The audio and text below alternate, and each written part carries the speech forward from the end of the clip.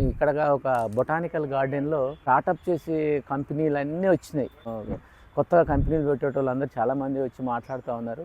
నేను కూడా వచ్చిన ఈరోజు సండే. ఇక్కడ ఎలా ఉందో చూద్దాము, మనకి ఏమన్నా ఉపయోగపడుతుందా వస్తే.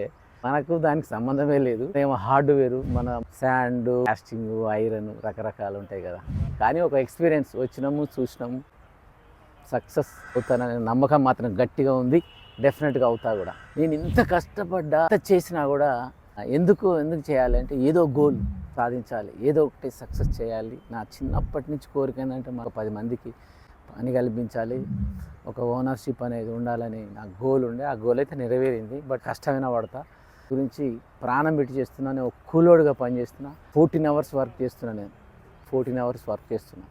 మా కష్టానికి ప్రతిఫలం ఎప్పుడు వస్తుందో చూడాలి, ఎదురు చూడాలి. ఏమైనా పట్టుదలతో మాత్రం సక్సెస్ ఇంకా కాలే, సక్సెస్ బాటలో నడుస్తున్నాము.